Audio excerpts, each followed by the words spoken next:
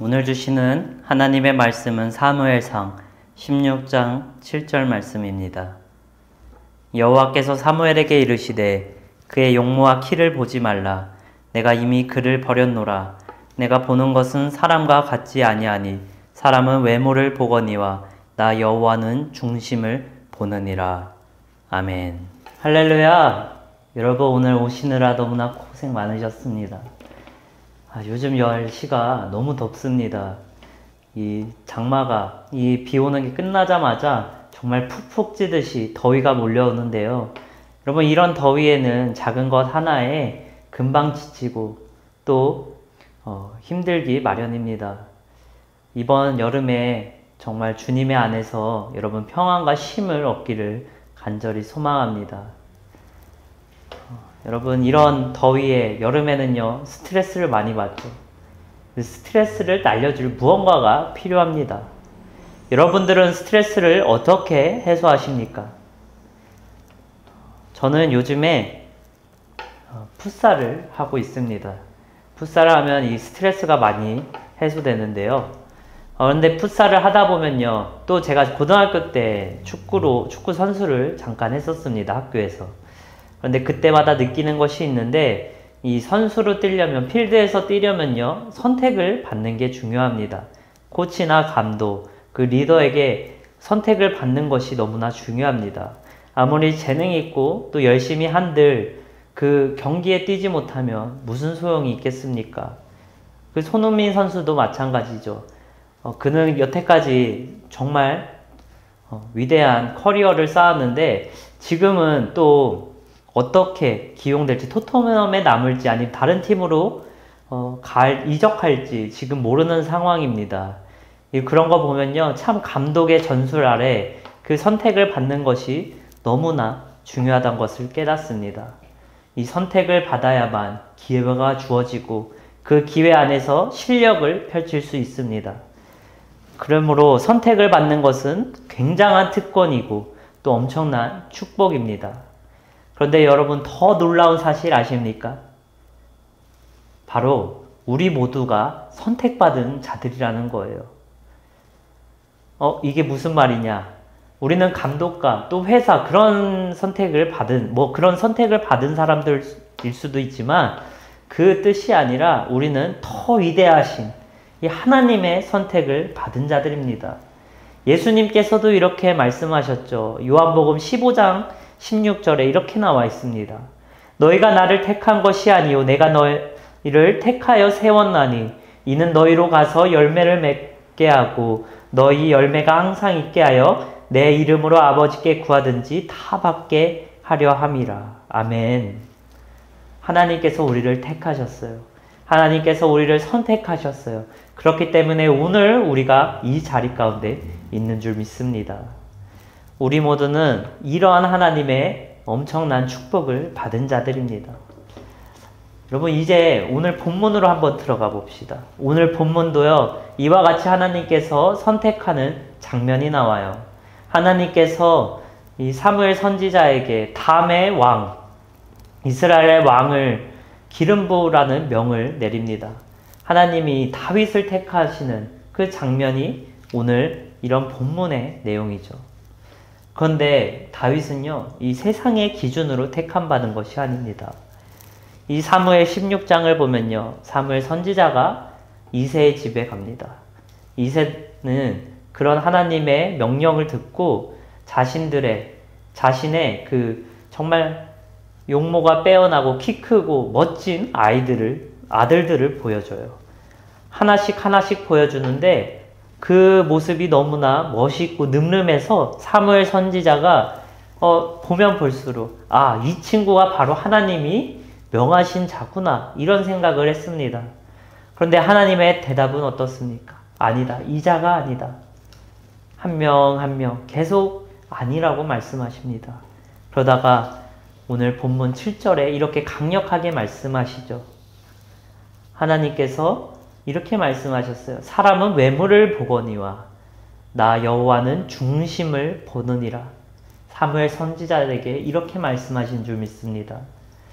결국 하다못해서 마지막으로 이 밖에 양을 치던 다윗을 불러옵니다. 여러분, 다윗은 처음에 초대받지 못했어요. 왜냐하면 그는 너무나 어렵고 또 밖에서 일하고 하찮고 더럽고 아주 별 볼 일 없는 사람이었습니다. 그가 왕이 된다? 상상하기 어려웠어요. 그런데 세상 사람들은 그렇게 보았지만 하나님은 다르게 보셨어요.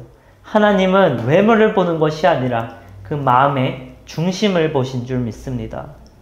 여러분, 오늘날 세상도 외모, 지위, 교육, 돈, 학력, 여러분 이런 외적인 것들을 보기 마련입니다. 하지만 오늘도 마찬가지로 하나님께서는요, 그런 것을 보시는 것이 아니라 우리의 마음의 중심을 보시는 줄 믿습니다. 우리 마음에 정말 그 초용한 믿음, 매일의 고단함, 우리의 눈물, 기도, 그 소망을 하나님께서 보시는 줄 믿습니다. 그리고 그 마음을 보시고 이렇게 말씀하세요. 내가 너를 택하였다. 여러분, 우리가 다윗처럼 느낄 때가 있습니다. 우리의 처지가 다윗과 같을 때가 있어요. 나는 부자 가정에서 태어나지 않았고 내 집은 가난하고 나에게 정말 특별한 직업이 있는 것도 아니고 아무도 나를 주목하지 않는 삶 속에 사는 이 나를 과연 하나님께서 택하실까? 그러나 여러분, 오늘 분명히 제가 말씀드립니다. 하나님의 대답은요, 무조건 예스입니다. 하나님은 여러분들을 보고 계셔요. 여러분들의 마음의 중심을 보고 계십니다. 여러분들의 마음이 하나님께 향하 있다면 하나님은 여러분들을 선택하시는 줄 믿습니다. 그런데 여러분, 우리가 이런 선택을 받았다고 인생이 쉬워지는 것이 아닙니다. 다시 다윗의 이야기로 돌아가 봅시다. 그는 선지자 사무엘에게 기름 부음을 받았어요. 이 기름 부음은 하나님의 선택을 받은, 하나님의 축복을 받은 의미를 상징합니다. 이제 다윗은 하나님의 선택을 받았고 이 이스라엘 왕이라는 그런 자리에 올라가야 됩니다. 이 장면은요, 그의 인생을 바꾸는 아주 절체절명의 순간이었어요. 그런데 여러분, 그 순간이 지나고 다윗의 인생이 어떻게 되었습니까? 그가 왕으로서 궁전에 들어갔습니까? 그렇지 않습니다. 다윗은 다시 들판에 가서 양을 돌봐야 됐습니다. 이 하나님의 부르심을 받았지만 여전히 기다림의 시간이 필요했어요. 그 후 시간이 지나서 다윗은 사울의 성전에 들어갑니다. 그런데 왕으로서 들어간 것이 아니에요. 하다못해 군사로 들어간 것이 아닙니다. 음악가로서 왕의 마음을 달래주는 그런 음악가로 들어가게 된 거예요. 아주 왕과는 거리가 멀게 되죠. 그러다 시간이 지날수록 더욱 상황은 악화됩니다. 다윗이 전쟁에 참여하게 됐어요. 그리고 다윗이 참여하는 전쟁마다 승리하게 됩니다. 그러자 사울은 그를 질투하게 되었고 이제는 창을 던져서 다윗을 죽이려고 했습니다. 다윗은요, 목숨의 위협을 받으니까 도망쳤어요.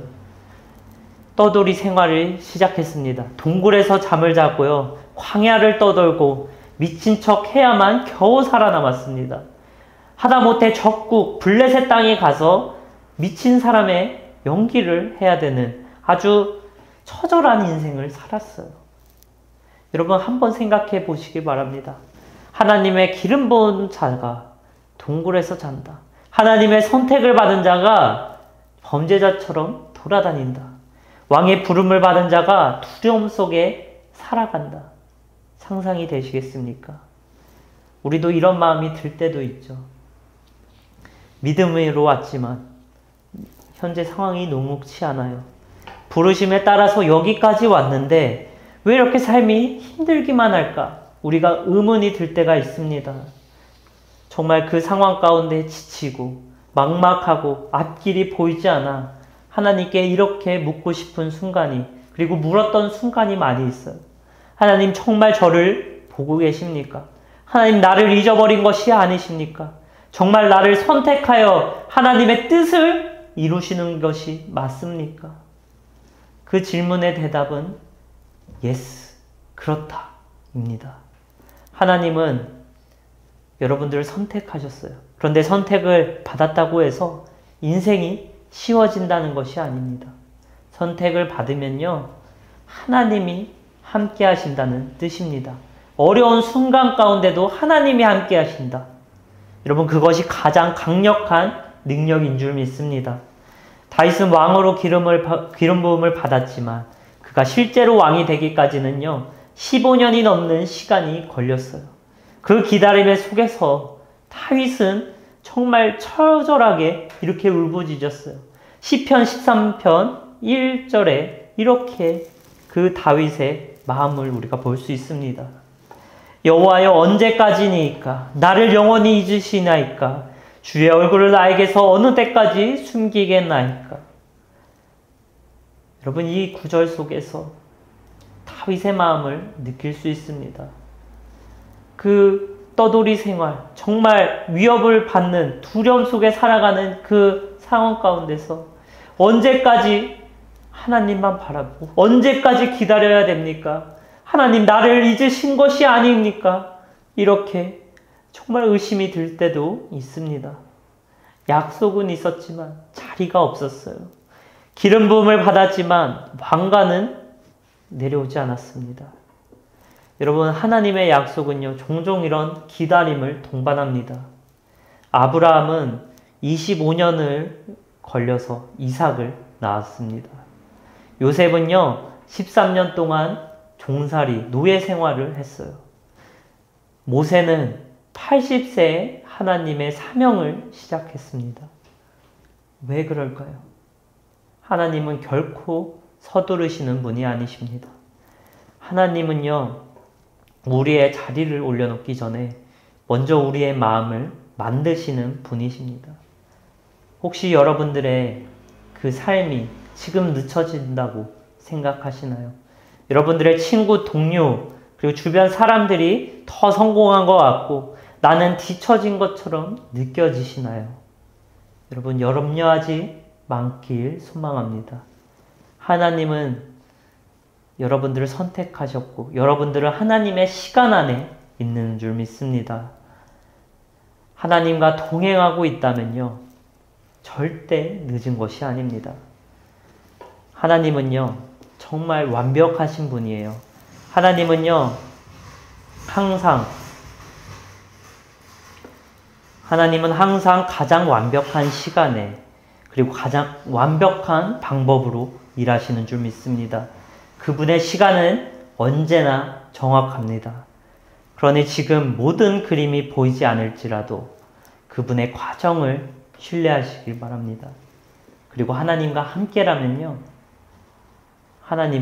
다윗은 이스라엘을 통일시키는 왕이 되었어요. 그분과 함께라면요, 아브라함은요, 그 수많은 민족의 조상이 되었어요. 하나님과 함께 있다면 요셉은 국무총리가 되었습니다. 하나님과 동행할 때 모세는요, 이스라엘 백성들을 애굽에서 건져냈습니다. 여러분, 하나님은요, 하나님 스스로 완벽하신 분이에요. 우리가 완벽하지 않아도 돼요. 그분과 함께라면요, 우리는 할 수 있습니다. 그분과 동행하면요, 하나님께서 여러분들을 축복하시고 또 여러분들을 통하여서 주변과 세상을 축복하는 줄 믿습니다. 오늘 우리도 마찬가지입니다. 하나님께서는요, 우리를 부르셨고 우리를 선택하십니다. 그런데 단순히 잘 살고 생존하라고 부르신 것이 아니에요. 단지 일하고 잘 벌고 잘 먹고 잘 살라고 부르신 것이 아니에요. 하나님은 여러분들을 통하여서 세상을 복되게 하시고 하나님의 선을 이루길 원하십니다.